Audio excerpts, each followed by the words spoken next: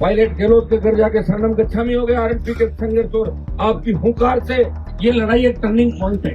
अगर हमने ऐसा ही भर्ती रद्द करा दी और आरपीएफ का पुनर्गठन करा दिया तो समझ लो हमने राजस्थान जीत लिया। अभी आरएस मेंस के एग्जाम के अंदर आप देखिए 40-40 विधायक बोल रहे हैं कि एग्जाम पोस्टपोन करो। कि अगर मेरे आने से इस धरने में राजनीति होती है तो मैं धरने पे भी नहीं गया, यहाँ से मत कर रहा बच्चों की। और विद्यार्थी परिषद जो बीजेपी का संगठन है वो भी करते एग्जाम पोस्टपोन करो। उसके बावजूद भजन लाल जी ने 2-3 लोगों के कहने एग्जाम पोस्टपोन नहीं किए। मुख्यमंत्री जी आप इतने जिद्दी मत बनो, आपके पास कोई एक्स्ट्रा विधायक नहीं है, ये तो पर्ची से आप मुख्यमंत्री बने हो, आपको जरूरत पड़ सकती है।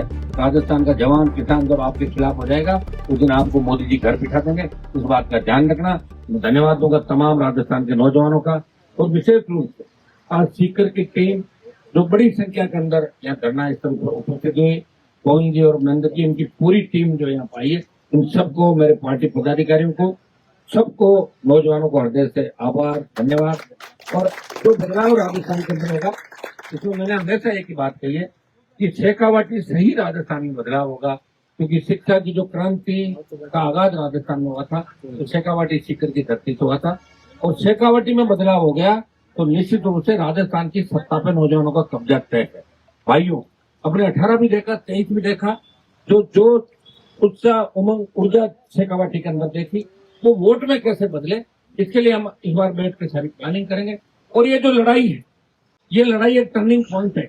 अगर हमने ऐसा ही भर्ती रद्द करा दी और आरपीएफ का पुनर्गठन करा दिया तो समझ लो हमने राजस्थान जीत लिया। ये जंग बड़ी जंग है लेकिन जीत हमारी होगी। हमें शीघ्र ही दिल्ली से भी टाइम मिलेगा और वहां जाके हम सारी बात यहाँ की बताएंगे। देखिए भाइयों अभी आज आपने देखा हो परसों किसान के बेटे राकेश बिश्नोई कि जिस तरह खेलपोश खाने से वहाँ के एचओडी उनको डरा धमका रहा है और हम अस्पताल मोर्चरी के अंदर कुछ आरएमपी के सारी जो हमारी टीम है आधी टीम खड़ी है उनके परिजनों के साथ मैं खुद जाके आया था। दुर्भाग्य दे कि राजस्थान का कोई धनी तोड़ी नहीं, कोई सुनने वाला नहीं है, कितने बड़े सबूत दे दो। अभी आरएस मेंस के एग्जाम के अंदर आप देखिए 40-40 विधायक बोल रहे हैं कि एग्जाम पोस्टपोन करो। 2 मुख्यमंत्री, प्रदेश अध्यक्ष, एक मंत्री, हम सब यहाँ से आह्वान कर रहे हैं।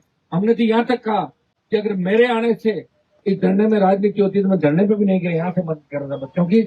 और विद्यार्थी परिषद जो बीजेपी का संगठन है वो भी करते एग्जाम पोस्टपोन करो। उसके बावजूद भजन लाल जी ने 2-3 लोगों के कहने एग्जाम पोस्टपोन नहीं किए और बच्चों के हितों पर कुठाराघात किया है। मुख्यमंत्री जी आप इतने जिद्दी मत बनो, आपके पास कोई एक्स्ट्रा विधायक नहीं है, ये तो पर्ची से आप मुख्यमंत्री बने हो, आपको जरूरत पड़ सकती है।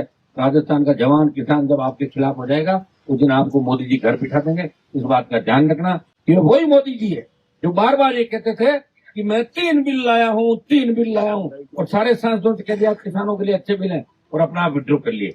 ये वही मोदी जी है जो अग्निवीर को भी विड्रॉ करेंगे। मुझे पता है पहलवान बेटियों के मामले के अंदर भी आपने देखा होगा हमने लड़ाई लड़ी, तो जो भी लड़ाई हमने लड़ी उसके अंदर जीत हमारी निश्चित है। फर्स्ट ग्रेड के बच्चे जो हमारे मेष नगर के अंदर जिस तरह भीग रहे हैं वहां बैठे हुए उन बालक बालिकाओं को जो आमरण अनशन करे, भूख हड़ताल कर रहे हैं, मैं उनको आह्वान करूंगा कि आप भूख हड़ताल जैसा कठोर कदम नहीं उठाएं, क्योंकि भूख हड़ताल उनके सामने की जाती है जो समझदार लोग होते हैं। ये नासमझ लोगों के सामने यहाँ पोपाबाई का राज है। पोपाबाई के राज के अंदर आप कुछ भी करोगे तो कोई सुनने वाला नहीं है। भाइयों कांग्रेस तो मजे ले रही है दूर बैठी, वो कह रहे हैं 3.5 साल बाद चुनाव है, अभी हम क्यों हमारी एनर्जी वेस्ट करें। हम 27 के अंदर आएंगे और साल भर में राजस्थान की जनता को बरगला के और वोट ले लेंगे, हमारी सरकार बना लेंगे। बीजेपी कांग्रेस ये तो आपस में मौसेरे भाई है, चोर चोर मौसेरे भाई, एक सांपनाथ दूसरा नागनाथ। अब आपको इस राजस्थान को बदलना है और राजस्थान को बदलने के लिए आपको कुछ नहीं करना, एक नौजवान को तय करना, एक बदला लेना।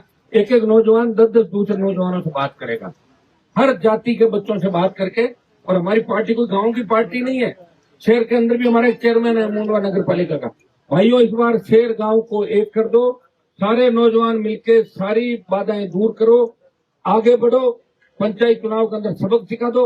मैं आपको विश्वास दिलाता हूँ कि फिर न किसी बहन बेटी अबला की इज्जत राजस्थान में लूटेगी और नई किसी नौजवान को इस तरह किसी एटोर्नी से तंग आके राकेश बिश्नोई की तरह आत्महत्या करनी पड़ेगी और नई किसी घर में डकैती होगी, न चोरी होगी और नई किसी किसान को कर्जे के बोझ के तले आत्महत्या करनी पड़ेगी।